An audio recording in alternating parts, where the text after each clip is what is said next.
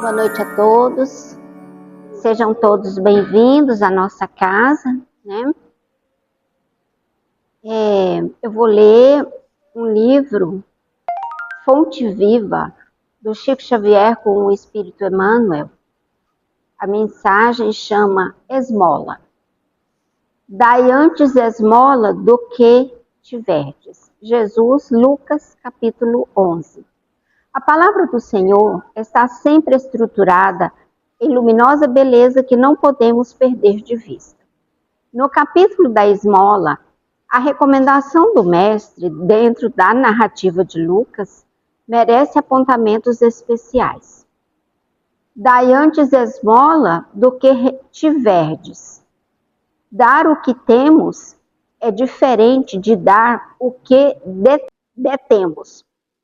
A caridade é sublime em todos os aspectos sob os quais se nos revele e em circunstância alguma devemos esquecer a abnegação admirável daqueles que distribuem pão e agasalho, remédio e socorro para o corpo, aprendendo a solidariedade e ensinando-a.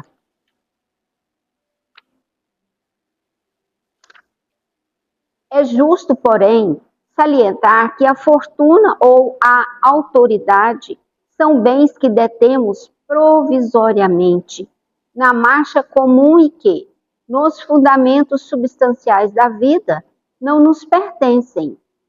O dono de todo o poder e de toda a riqueza no universo é Deus, nosso Criador e Pai, que empresta recursos aos homens, segundo os méritos ou as necessidades de cada um. Não olvidemos, assim, as doações de nossa esfera íntima e perguntemos a nós mesmos: que temos de nós próprios para dar?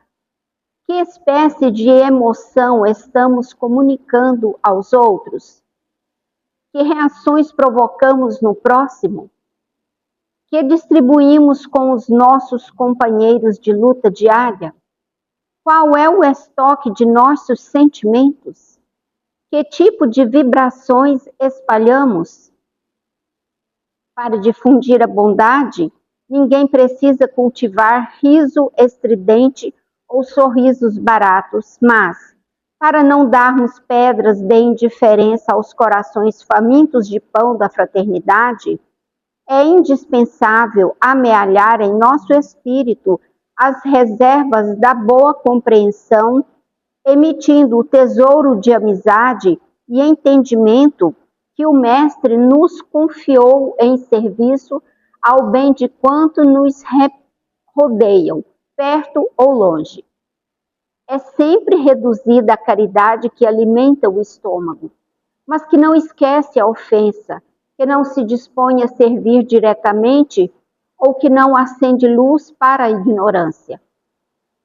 O aviso do instrutor divino nas anotações de Lucas significa: dai esmola de vossa vida íntima, ajudai por vós mesmos, espalhai alegria e bom ânimo, oportunidade de crescimento e elevação com os vossos semelhantes. Sede irmãos dedicados ao próximo, porque, em verdade, o amor que se irradia em bênçãos de felicidade e trabalho, paz e confiança, é sempre a dádiva maior de todas. Com essa mensagem em nossos corações, vamos buscar a sintonia com os nossos mentores aqui presentes e com o nosso Mestre maior, Jesus, a nossa referência, o nosso exemplo de amor, de coração aberto, de brandura, que só passou coisas boas por onde ele andava. Só temos a sua mensagem grandiosa nos acompanhando há 2000 anos. É isso que buscamos. Que abramos os nossos corações para darmos, para doarmos sentimentos, emoções, amor, caridade. Senhor Jesus, te rendemos infinitas graças por esta casa de oração que nos abre as portas mais esta noite.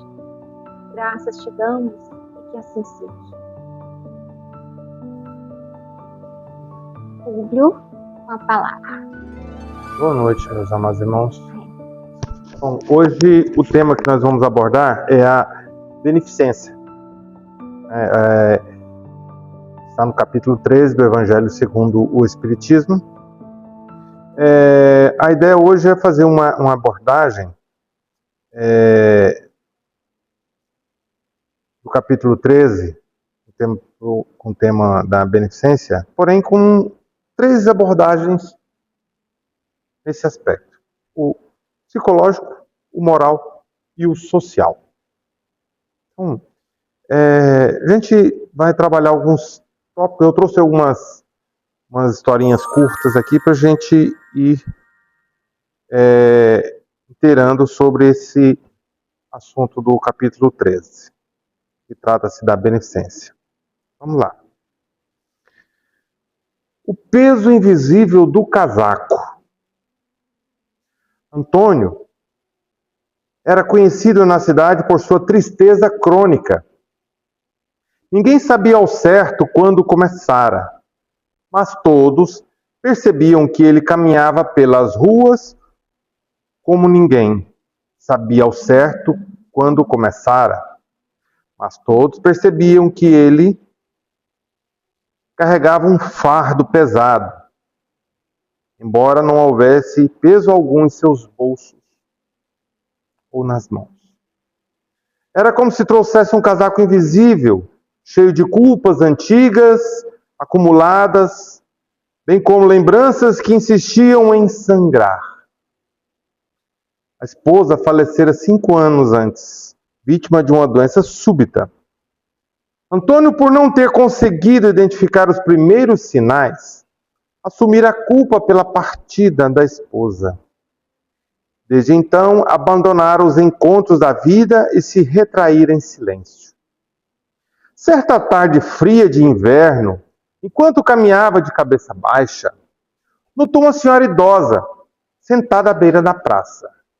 Estava encolhida, tremendo com um casaco fino. Um instante de hesitação tomou conta de Antônio. Ele não costumava se aproximar de ninguém.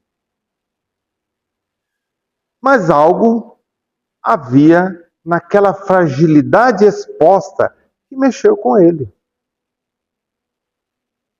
Talvez porque, de algum modo, via nela a própria fragilidade que evitava reconhecer. Aproximou-se devagar. A senhora está bem? Perguntou com voz tímida. Ela apenas sorriu sem responder. Era um sorriso cansado, mas cheio de vida. O impulso surgiu sem que ele planejasse. Tirou seu próprio casaco. Aquele casaco velho, surrado, pesado, carcomido de muitos anos, mas quente, confortável. E colocou sobre os ombros da mulher. Ela então segurou sua mão com firmeza inesperada e disse: meu filho, às vezes, quando o frio vem de dentro, é preciso aquecer alguém de fora. A frase o atravessou como um raio, sentido íntimo. Ele, que vivia envolto por um frio emocional profundo, percebia ali uma nova chave de abertura e oportunidade. No dia seguinte, voltou à praça. A senhora não mais estava lá. Perguntou a moradores próximos, mas ninguém a conhecia. Parecia ter sido uma aparição breve, destinada a ele. A partir daquele dia, Antônio começou a visitar um abrigo municipal.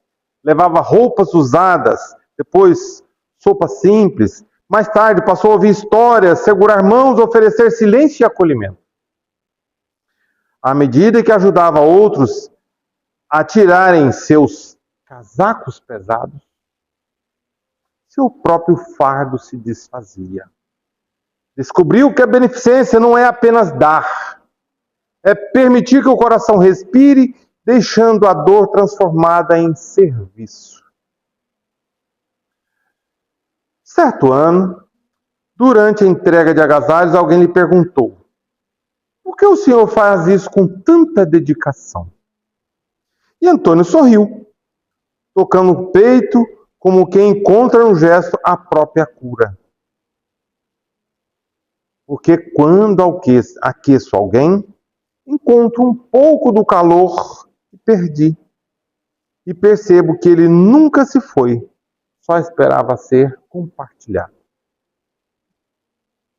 A tristeza não desapareceu de todo, mas ele aprendeu a caminhar com leveza.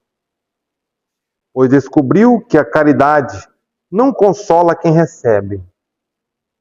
Ela resgata, antes de tudo, quem oferece.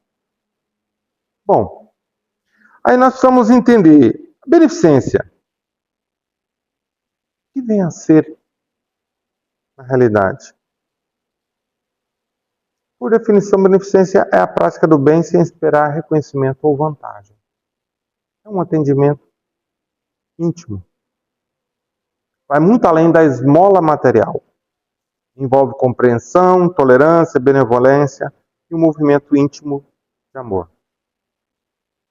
Bom, e nos ensina, Jesus, que não saiba a vossa mão esquerda o que faz a vossa mão direita. O que consiste isso? Relacionado com desapego, discrição, humildade. Porque aquela assistência que é dada de coração, que não humilha, é a que toca fundo no coração. Lembrando que beneficência é diferente de assistencialismo. A beneficência, ela ensina a pescar. O assistencialismo, ele só dá o peixe. Lógico que tem muitos irmãos que ainda precisam, no primeiro momento, do peixe. Mas, concomitantemente, é necessário que a gente inicie um trabalho de suporte para que ele aprenda a pescar. E esse é um trabalho que a Casa Espírita tem que desenvolver. Kardec nos apresenta como beneficência um dever moral fundamental do espírita. Então, o espírita, ele tem por dever moral colocar em prática o que ele está aprendendo. E não adianta sairmos a pregar indevidamente, indefinidamente, jogando sementes aos gorgulhos, jogando semente em terreno árido, se nós não trabalharmos o solo. Jesus, no Sermão do Monte, quando ele ia iniciar a pregação, primeiramente o que ele fez? Deem pão, peixe e vinho a todos, para que se saciem ao corpo. Porque se o estômago está vazio, a mente não consegue pensar adequadamente. Então, aí é necessário colocarmos em prática nossa empatia, a caridade moral, caridade material se aplica neste momento. A beneficência, ela precisa ser abordada em alguns aspectos. Então, para isso nós vamos começar a abordar em três deles. Como eu falei, o moral, o psicológico e o social. O moral.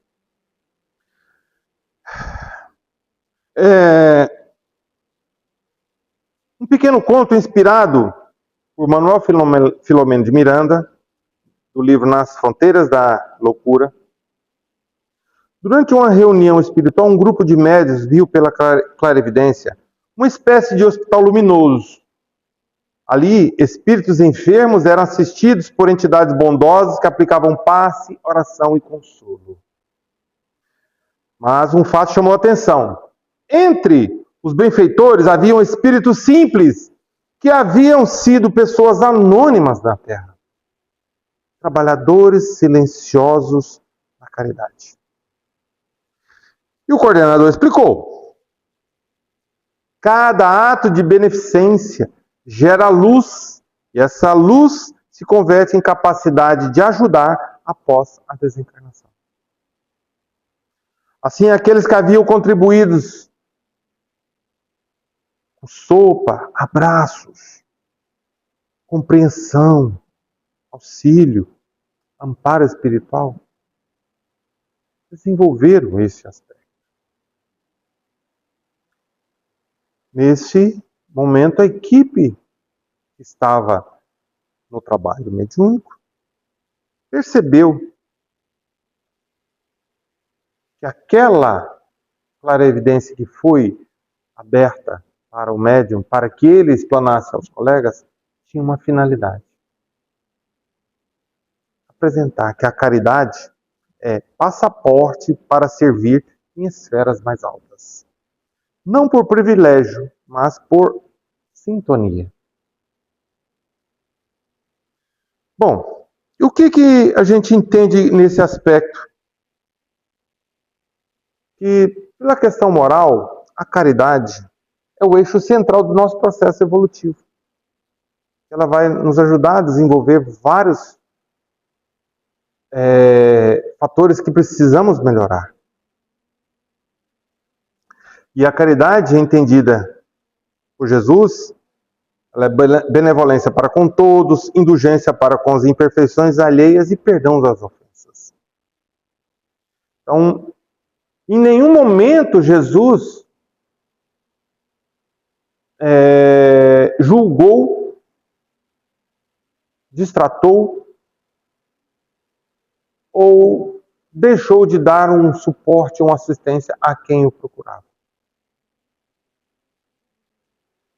Então, a assistência material, assistência moral, ela é uma atitude interior. Como diz Emmanuel aqui, a assistência material, você dá o que você tem. Assistência moral, você dá o que você é. Não é físico, é do ser. Aí nós temos dois verbos distintos. O verbo ter e o verbo ser. O ter é passageiro. O ser é definitivo. Então, se nós temos a intenção de nos aprimorar, nos desenvolvermos, é necessário colocarmos em prática esses aspectos. Uma benevolência verdadeira, ela é silenciosa, despretensiosa e brota do fundo do coração. E o pior inimigo relacionado à benevolência é o orgulho. Porque quando nós vamos iniciar um trabalho de assistência e suporte, se colocamos o orgulho na frente, pode ter certeza que de alguma forma isso pode gerar algum dano a quem o está recebendo. Porque o orgulho exige o quê? Reconhecimento. Eu fiz, eu ajudei, eu dei. Meus irmãos, se nós estamos buscando o nosso desenvolvimento, se eu começo a pensar nesse aspecto, a minha paga já aconteceu. Então eu não... Pode ter certeza que daquela atividade provavelmente eu não vou ter muito retorno. Porque se eu vou praticar uma beneficência, ela tem que ser de coração, sem a cobrança. Fazer por fazer. E segundo o Evangelho, esse comportamento desvirtua o bem e fere o crescimento espiritual. Então a humildade tem que ser nossa base de serviço. Humildade não é inferioridade, mas clareza sobre quem realmente somos. Novamente, o verbo ser. Uma prática silenciosa evita a vaidade e fortalece a verdadeira moralidade cristã. Na dimensão psicológica, a beneficência com a abordagem psicológica, vamos ver um outro conto curto aqui. A Porta do Silêncio. Beatriz era uma psicóloga, mas vivia um paradoxo. Passava o dia inteiro ouvindo dores dos outros, mas trazia dores imensas dentro de si que nunca ousara compartilhar. Acumulava frustrações, inseguranças, culpas antigas e medos novos. Sentia-se, na verdade, uma impostora. Como posso ajudar alguém a se equilibrar se eu mesma estou em pedaços? Pensava intimamente. E de forma constante. A certa altura, sentiu que sua vida havia se transformado numa grande sala silenciosa, onde ecoava gritos internos que ninguém ouvia.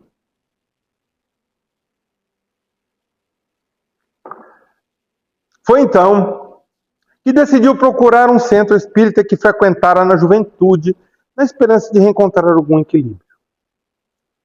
Em um sábado, foi convidada para participar de uma visita fraterna em um hospital psiquiátrico.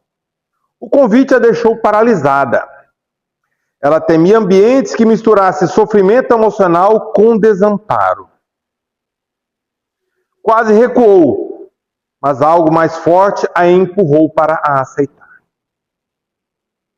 No hospital foi encaminhada ao pavilhão B, onde pacientes em crise profunda passavam grandes partes do dia entre aqueles ambientes fechados.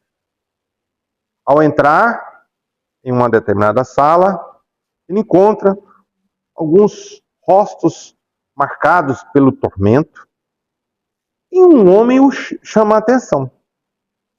Olhar perdido, corpo curvado, mãos inquietas.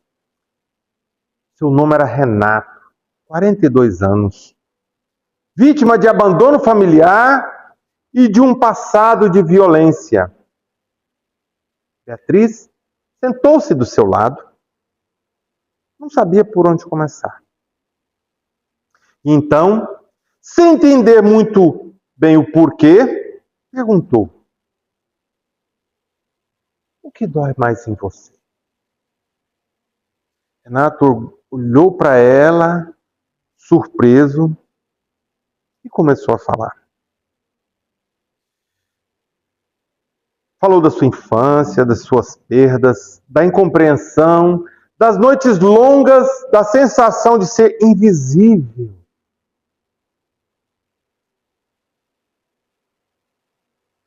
Beatriz ouviu profundamente. Enquanto ouvia, sentia algo dentro de si desfazer-se. Aquela dor tão grande que ela guardava ganhou proporções diferentes quando se encontrava com a dor do outro. Era como se, ao acolher o sofrimento de Renato, ela estivesse acolhendo também o que havia de ferido dentro dela. Na semana seguinte, voltou ao hospital. Os profissionais diziam que Renato parecia mais calmo, após suas conversas. Ela própria mudava a cada visita. Certo dia lhes disse: sabes por que eu melhorei? Porque você veio aqui não como psicóloga, mas como uma pessoa. E é isso que eu precisava. Beatriz compreendeu então. A beneficência psicológica é a arte de estar presente, de oferecer o ouvido quando não temos mais força para dar as mãos, de enxergar o outro como espírito e não como problema. Ao ajudar alguém a se reencontrar, ela reencontrou-se. Não resolveu todos os seus conflitos internos, mas descobriu que ninguém se cura sozinho. E que o amor que oferecemos desencadeia processos vastos de cura em nós mesmos. Aí a gente observa um ponto importantíssimo que a psicologia procura sempre trabalhar: a empatia. Ela entra como um fundamento psicológico prioritário da caridade. A empatia é a habilidade de reconhecer a dor do outro. Então, a beneficência começa quando percebemos que o outro tem uma história, tem necessidades, tem fragilidades. O outro é um ser sofrido tanto quanto nós. E cada um carrega as suas dores íntimas, que somente nós sabemos aonde dói.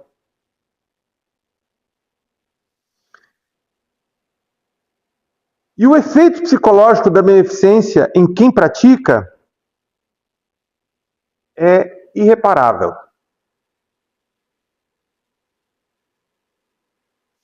Pois ele reduz ansiedade, angústia, estimula os hormônios ligados ao bem-estar, no caso a ocitocina, serotonina, fortalece o senso de propósito, diminui os sentimentos de vazio e isolamento. Realmente são irreparáveis. No campo espiritual, eleva a vibração, favorece a sintonia com os espíritos benevolentes e alivia a carga psíquica, além de influenciar psiquicamente, positivamente, pelo espírito. A beneficência como processo terapêutico, ao sair de si e começar a olhar o outro, a pessoa rompe ciclos de egoísmo e ruminação mental. Desenvolve resiliência, tolerância e inteligência emocional. Olha como a situação vai profunda. E como perdão? A psicologia como perdão.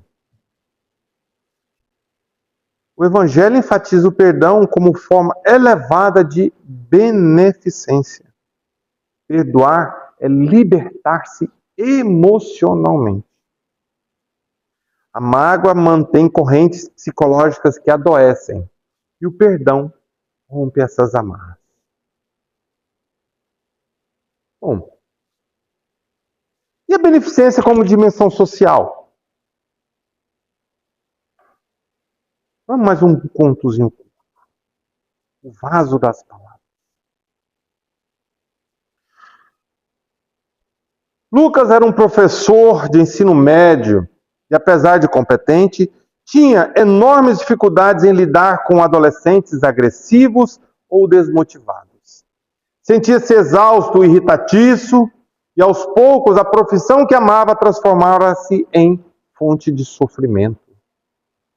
Certo dia, recebeu em sua turma uma aluna chamada Clara. Era uma jovem calada, que havia perdido a mãe em um acidente. Passava os intervalos isolada e raramente entregava as atividades. Os colegas pouco se aproximavam dela. Alguns, inclusive, zombavam do seu jeito triste. Lucas tentava se aproximar, mas ela permanecia fechada. Até que, numa manhã, durante a aula, Clara teve uma crise de choro inexplicável. Saiu correndo para o pátio e o professor, tomado por impulso, foi atrás. Encontrou-a sentada atrás de uma árvore, soluçando. Sentou-se ao lado sem dizer nada. Passaram-se vários minutos em silêncio. Somente a presença ao lado. Finalmente ela disse: professor, eu queria sumir. Parece que tudo que sinto é pesado demais. Eu não aguento mais ser uma pessoa que não consegue seguir em frente. Lucas lembrou-se então de uma prática que aprendera em um encontro espírita. O vaso das palavras. Uma metáfora que dizia que todo o coração é como um vaso que precisa ser esvaziado para poder receber luz. E ele improvisou. Clara, imagine que seu coração é um vaso. Ele está cheio de dor, de saudade, de peso. Mas ele não vai quebrar. Ele só precisa de espaço. Quer esvaziá-lo um pouco comigo? Ela o olhou desconfiada, mas acenou positivamente com a cabeça. Diga uma palavra só, a primeira que vier. Clara respirou fundo. Medo.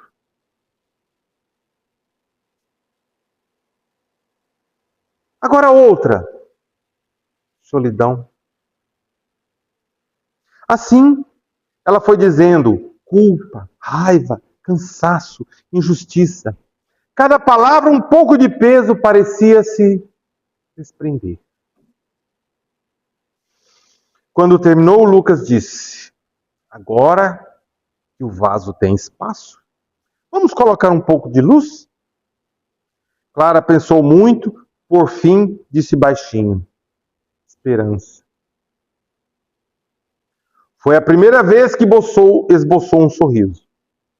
Dias depois, ela começou a participar das aulas, a conversar com colegas e entregar as tarefas. Lucas seguia atento, oferecendo palavras simples, gestos fraternos, pequenas perguntas que demonstravam cuidado. O diretor da escola o chamou meses depois. Professor, parabéns. A transformação da Clara é impressionante. Mas Lucas sorriu humildemente. Eu não fiz muito. Só estive ali, enquanto ela voltava para si mesma. E o conto termina com a seguinte reflexão. Beneficência psicológica é dar voz ao silêncio do outro. É oferecer presença quando o mundo se afasta. É lembrar que às vezes a maior caridade é simplesmente ouvir, validar e acolher. E a caridade social, como responsabilidade coletiva, ela busca transformação dos seres, trabalhar como uma sociedade justa, depende de indivíduos comprometidos com a solidariedade. O Evangelho nos propõe uma transformação fundada na fraternidade. Mas existem algumas condutas sociais que nos impedem de nos desenvolver nesse aspecto. Indiferença com os problemas sociais. Julgamentos precipitados sobre pobreza e vulnerabilidade. Egoísmo estrutural não é comigo, não tem nada a ver com isso. Eu lembro de uma história de um irmão, palestrante espírita também. Ele disse que ele levantou um dia cedo, foi na padaria. Era em torno de 7 horas da manhã. Aí ele entrou na esquina, na hora que ele foi aproximar da porta da padaria, um senhor com a roupa já rota, triste, virou para ele assim: moço, você pode comprar uns pães para mim? Ou me dar um dinheiro? Aí o irmão virou para ele assim: mas não é possível, 7 horas da manhã, você já aqui caçando dinheiro, pedindo dinheiro para ir beber? Aí ele, triste, cabisbaixo: não, moço, eu quero é para levar para minha casa mesmo. Tem 2 dias que a minha família não come, eu estou desempregado, minha esposa está doente, eu não consigo um emprego,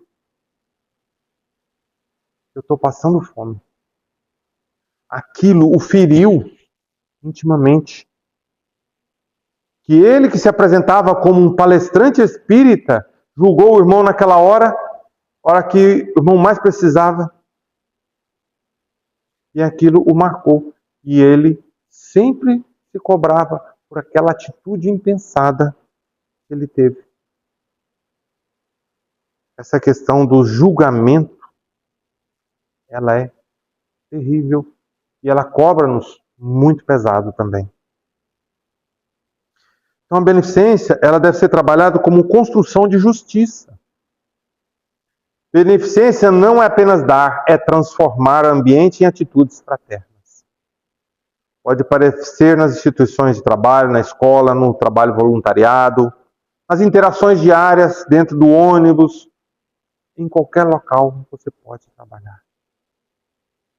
E o papel espírita da sociedade, na sociedade, é trabalhar os centros espíritas como um núcleo de educação moral e acolhimento.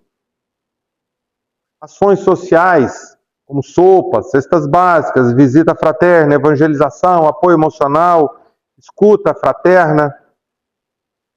É importante unir o evangelho com ação. E não é uma ação simples, é ensinar a pescar. É dar suporte, dar condições para que os irmãos assistidos busquem a sua própria melhoria. É trabalhar a desigualdade com promoção de dignidade. Kardec nos fala que a beneficência deve buscar prevenir a miséria, não apenas aliviá-la. Então, devemos desenvolver a todos os irmãos que buscam assistência a caminhar com autonomia. Isso ajuda no crescimento.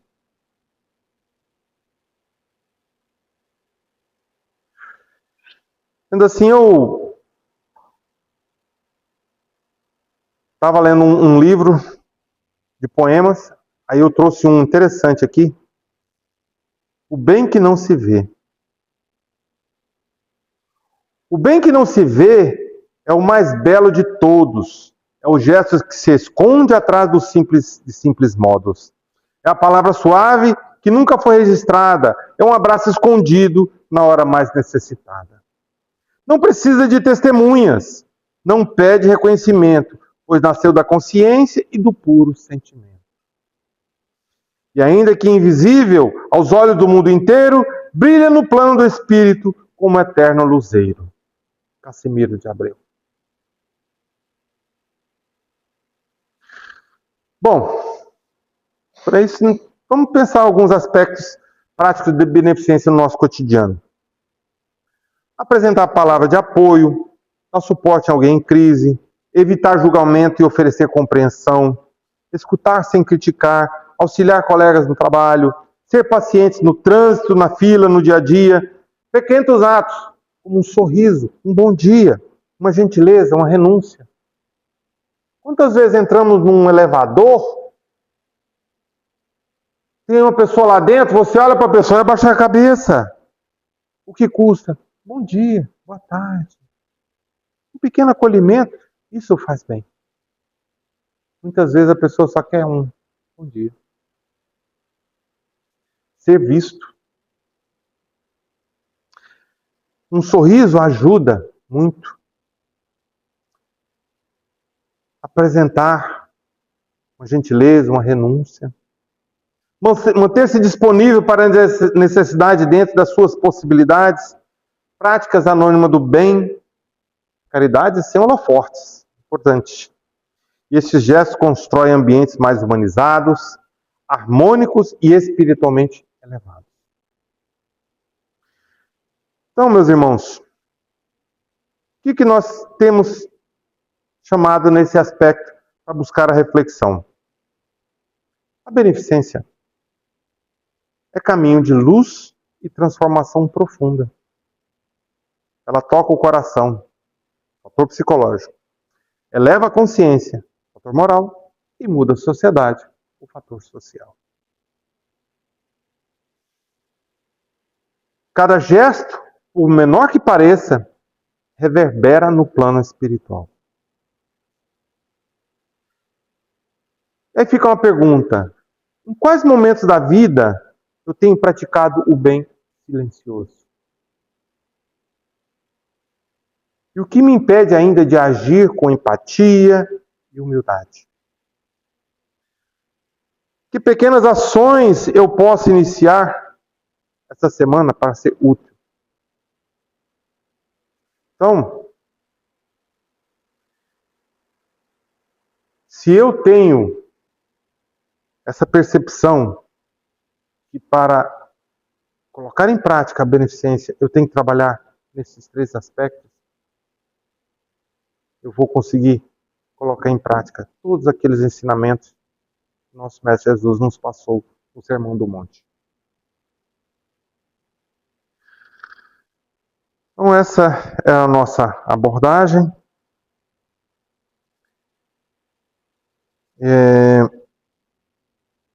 Eu vou fazer a nossa prece com um poema. Então, vamos à nossa prece. A mão que serve em silêncio na caridade e no caminho. A mão que serve em silêncio é fibra de luz no caminho. Não busca aplauso ou retorno, apenas espalha carinho. É gesto que brota do íntimo, do coração que compreende que a dor que hoje me fere é a mesma que ao outro surpreende. Dar não é só oferecer pão, é acolher a alma ferida, é dividir com o próximo um pouco da própria vida. Enquanto o bem se espalha, discreto, humilde e calado, o espírito encontra paz no serviço abençoado.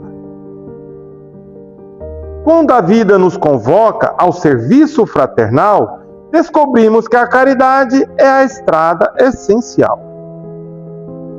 É nela que o coração aprende a renunciar, e a alma, com mais coragem, se dispõe a perdoar. Caridade é remédio que cura a dor mais profunda, é a esperança que renasce quando a fé se faz fecunda. Quem a segue passo a passo, sem vanglória e sem receio, descobre que o amor de Deus borda a luz no próprio seio. Que Deus nos abençoe, nos ilumine, nos proporcione um discernimento para colocarmos em prática. Gratidão, meus irmãos.